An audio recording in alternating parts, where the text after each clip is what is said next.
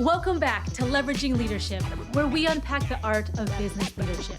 I'm your host, Emily Sander, Chief of Staff turned Executive Leadership Coach. This show is all about finding your points of greatest influence and leveraging them to better serve those around you. It's my favorite day, and you know what that means. It's Listener Question Day. Arlene C. has a question. She says, "Hey, Emily, I'm in final rounds for a chief of staff role, and I'm so excited. I really want this job. The first rounds went great, and everything I'm hearing about the company and team has me even more fired up. My next round of interviews are with members of a leadership team who would be my future colleagues. One of them invited me out to a more casual coffee chat, and the other seems like it would be a more traditional interview. I've done my research, I've prepped like crazy, but I'm nervous about getting hit with a question I haven't thought of, something that throws me off and makes me freeze. I'm scared I'll get stuck or sound unsure. How do I keep my cool, stay confident, and put my best foot forward, especially when I know they might throw me a curveball?" Arlene, good question, very common question. First thing I would say is expect to get a curveball. I don't mean to scare you, but expect to get a curveball, expect to get a question that you're like, I don't know how to answer that right away. What that does is take a little bit of the edge off of the dread of like, I hope I don't get a curveball question. I hope I don't get a question I don't have an immediate answer to. And instead of going, oh no, you go, I expected that to happen. And look, here it is. I'm a genius. So expect it to happen because it will happen. It will happen in the interview for a chief of staff role, and it will absolutely happen in a chief of staff role where you will get curveball projects and requests and like, what the flying heck is this? You will get those.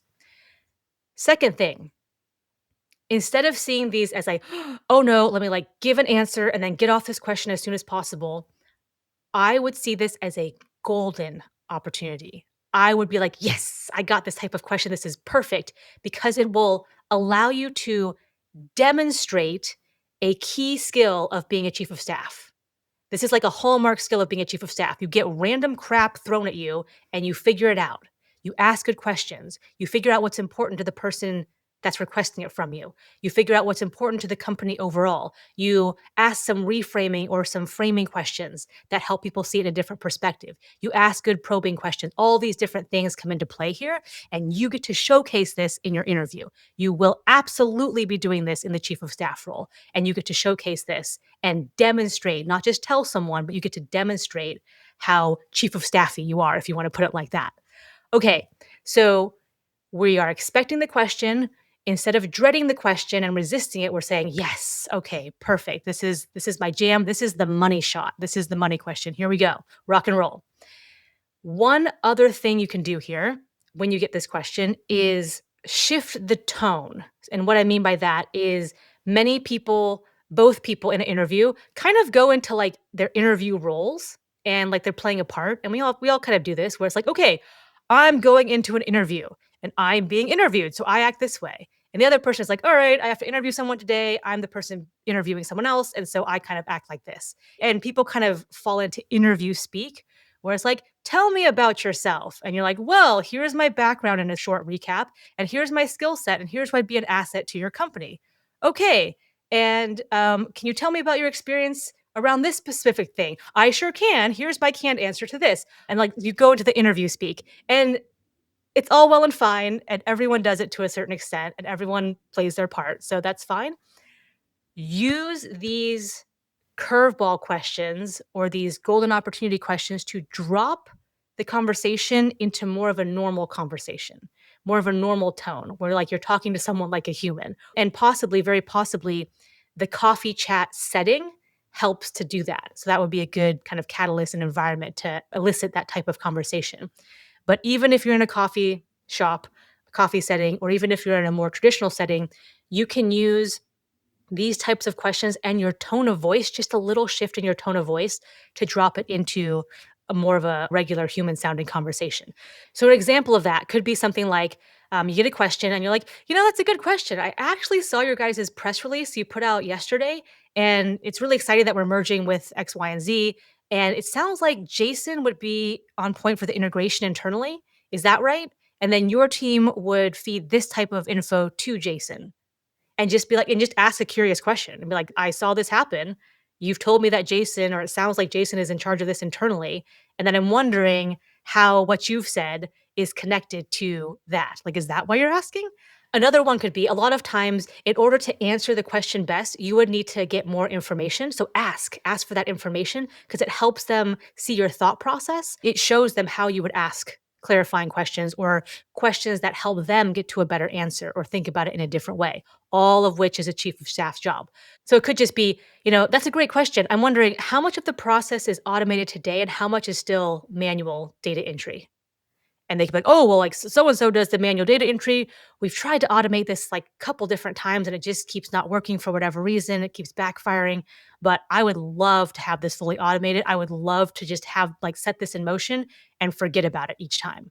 Okay, that drops it into a normal conversation. It also gives you some additional information and data points about what's important to her. If you're speaking to someone and getting this fully automated and getting it to the point where she doesn't have to think about it once it's kicked off is important. If you have like actual solutions for that, for like, "Oh, well, we use this tool in previous places I've worked. Would that work here?"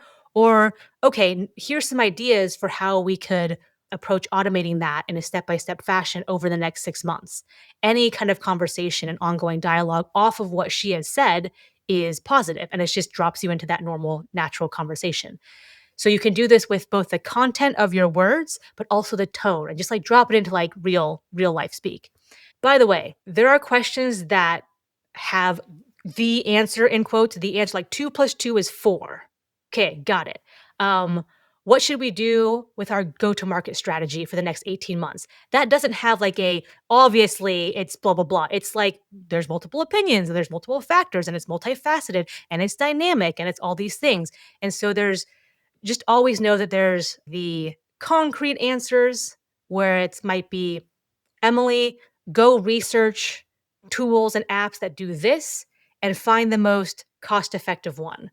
The price point is the most important factor to me, so just do your research and find me empirically the one that costs the least." There is an answer to that question. There's like a concrete answer to that question.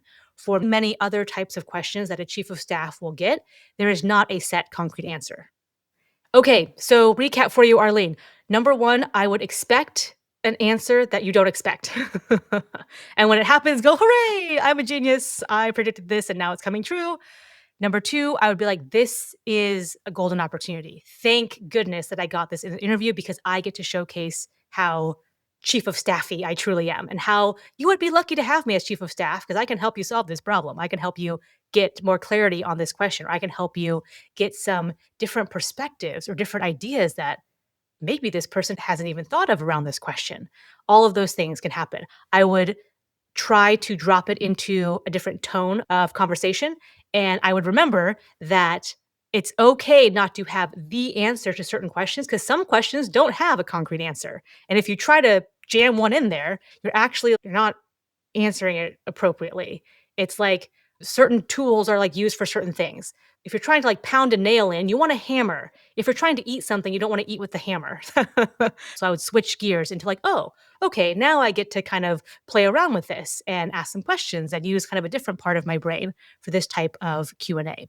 So Arlene, hopefully that helps. I'm super excited for your final rounds. Please, please, please do drop me a note and let me know how it goes because now I'm interested and now I'm invested in how these final rounds go. But hopefully that's been helpful to you and hopefully it's been insightful to all the other listeners. And I will catch all of you next week on Leveraging Leadership. If you enjoyed today's episode, please like, share, and subscribe wherever you get your podcasts.